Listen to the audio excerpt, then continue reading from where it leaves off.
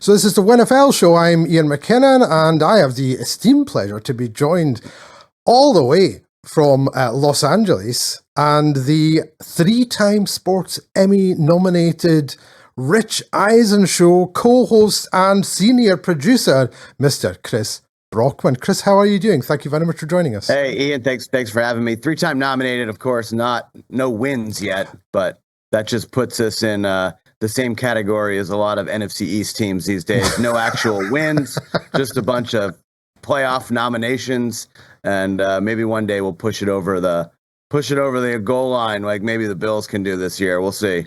You mentioned the Bills. They're obviously AFC East competitors to your New England Patriots. Are you foreseeing the Bills maybe going a bit further this year in the playoffs, or are they one of your teams to choose as a possible Super Bowl contender?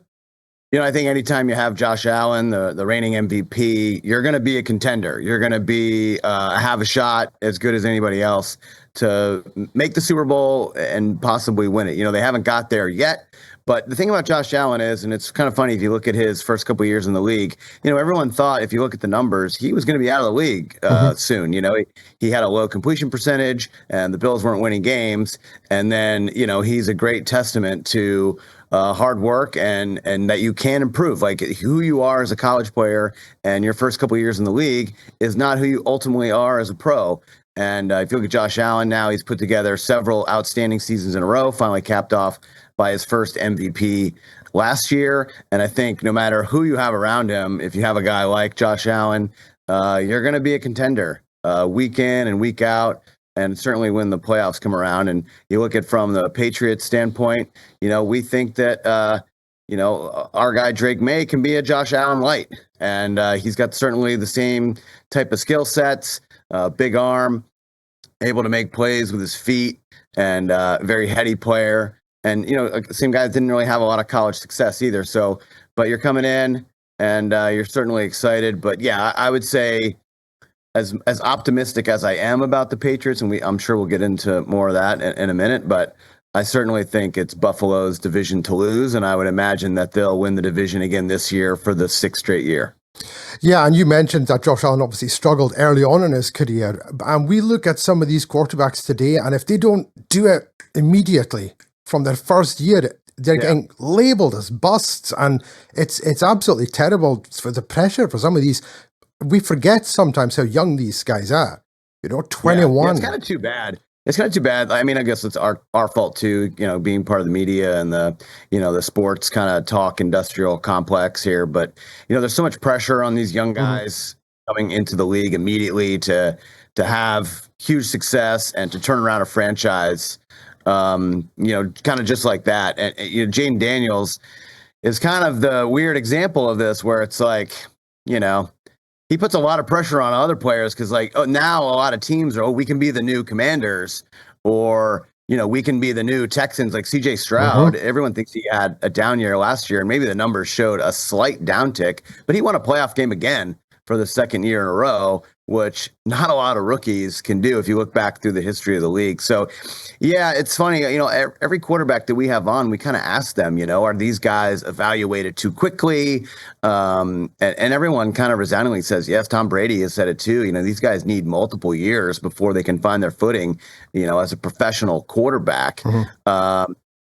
Look at Sam Darnold's on his fourth or fifth team now, after having a huge year last year in Minnesota. Baker Mayfield is another prime example, a guy who was a top pick in the draft, and now he has finally found a home in Tampa after going from Cleveland to Carolina to the Rams, and now it seems like, you know, the Bucs are his team, kind of built in his image, and have the same attitude and moxie that he's shown throughout his career, you know, dating back to Oklahoma. So, yeah, we definitely evaluate these guys too quick. That's why, you know, I loved what I saw out of Drake last year.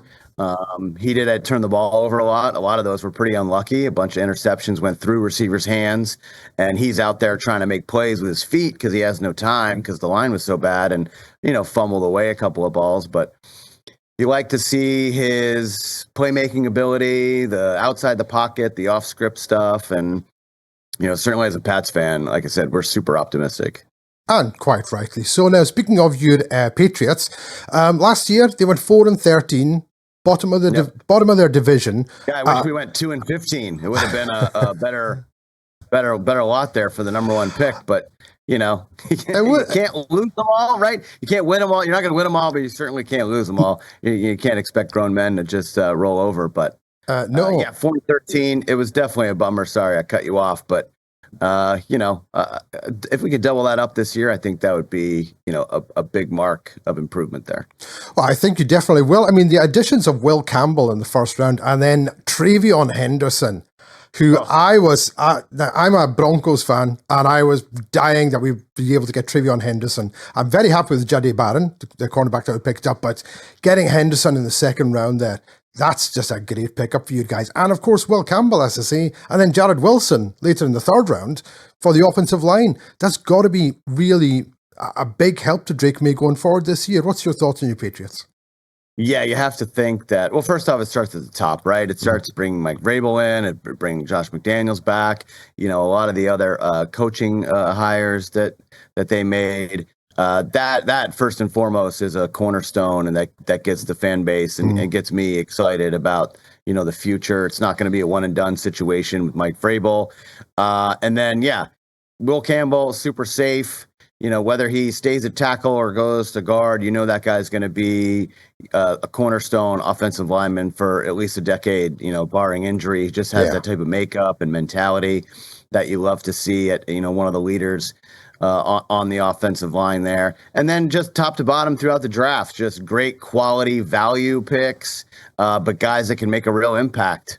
Travion Henderson, super psyched. Funny, I was walking through the airport, like trying to make a connection in Minnesota when that pick was made. And I kind of like let out a yell, and everyone kind of looked at me, and I'm like, no, we just got Travion Henderson. Don't worry about it. I know I'm good. We're going to be great.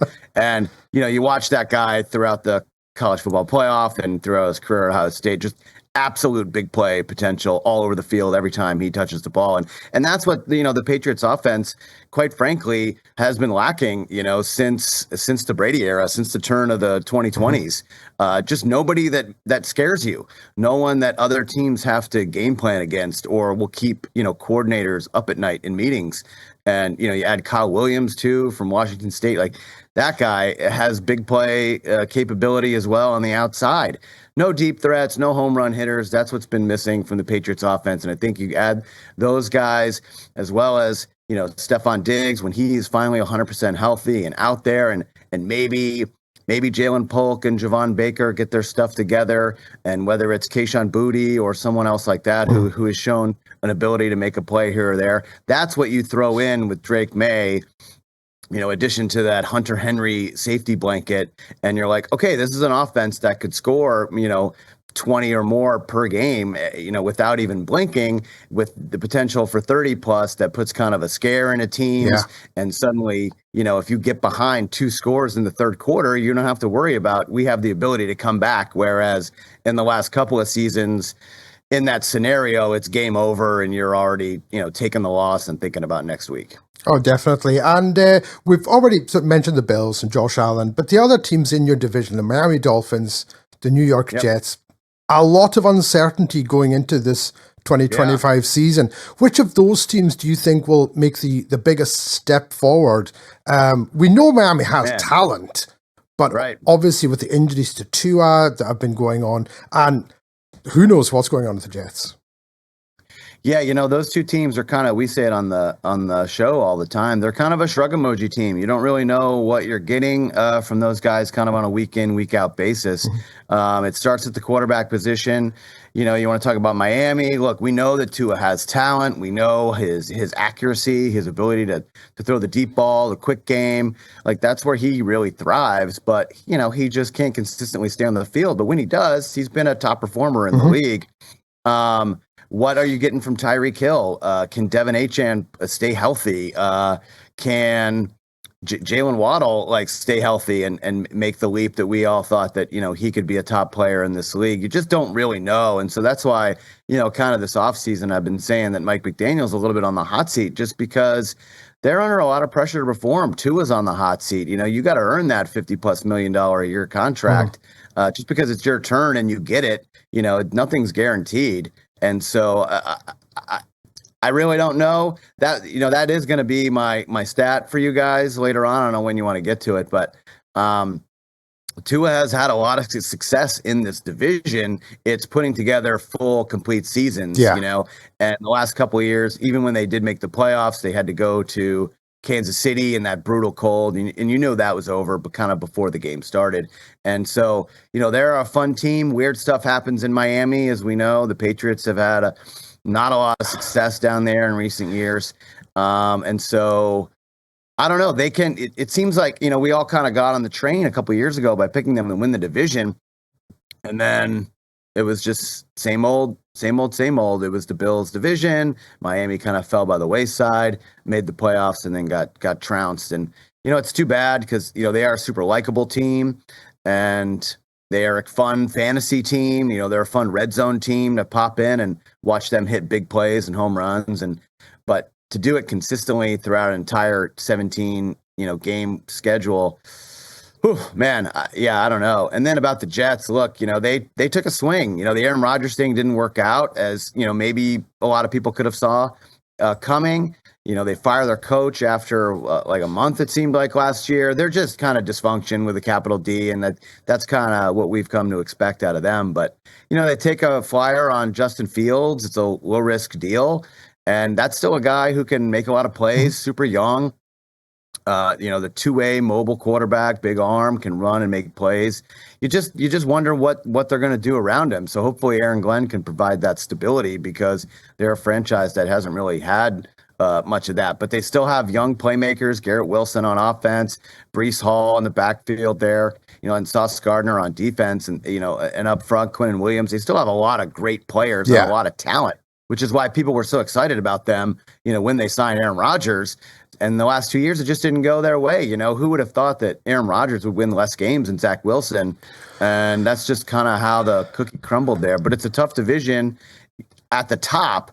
But, that second, slot in the AFC East, if you win 9 or 10 games, you'll be in the playoff mix. And I think any number of the Jets, Dolphins, or Patriots could get to that win total and find themselves as the 7 or 6 seed, and they have to go on the road, but get a wild card spot, this year. That's best case scenario for those other 3 teams. It is. Now, I know you're a busy man, Chris. I'm not going to keep you. Just very quickly, can you give me a prediction for your Patriots record this season?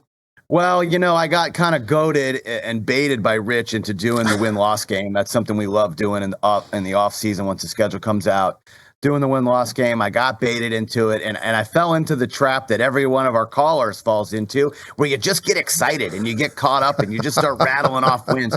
So I did say 11-6. That seems pretty optimistic, but I do think that they can get to 10 wins. I think there's an easy path there. They have one of the easiest schedules in the league this year on all the metrics. Yeah. And, they can find themselves, if they get off to a hot start and they could be 4-5-1, 6, to start the year. And suddenly we're like, hey, the Patriots aren't that bad. Suddenly Mike Vrabel is a coach of the year candidate, and Drake May is making plays out there. So, I do think that not anywhere from 9 to 11, I think 11 wins would definitely surprise me. 10, I would be like, all right, this was a really awesome year. Let's bounce back, and maybe they're the 7 seed, but maybe not. Maybe they lose a tiebreaker, and you're like, okay, we're on the path. The vision is there. I'm going to say 10-7. I know I said 11-6. We'll backtrack 1 win. I'll say 10-7, and they just missed the playoffs. Just missed the playoffs. And finally, Chris, do you have a random stat for us? I have a random stat. I don't know how random it is, but it's interesting to me because it affects my team. Man, Tua is 7-0 against the Patriots. Like, can you believe that? Like, I every time someone says that, it just kind of blows my mind. He goes to New England and wins, where you think it would be a tough place to play. Just the history of Belichick there, but Bill just couldn't figure out how to stop Tua and how to stop the Dolphins' offense. And then every time the Patriots would go to Miami, just something weird would happen. 7-0 against New England in his career, and I think this is finally the year that maybe we put a loss or 2 on his record. But he's been a very productive player in this league. He's obviously a really great guy and one to root for. You just want the injury, history to flatten out and let this guy really reach his potential. But 7-0 against New England, oh, it drives me nuts. That is pretty crazy. Listen, thanks once again for your time. I appreciate how busy you are. And ladies and gentlemen, Mr. Chris Brockman. Appreciate you, Ian. Have a good one. Thank you.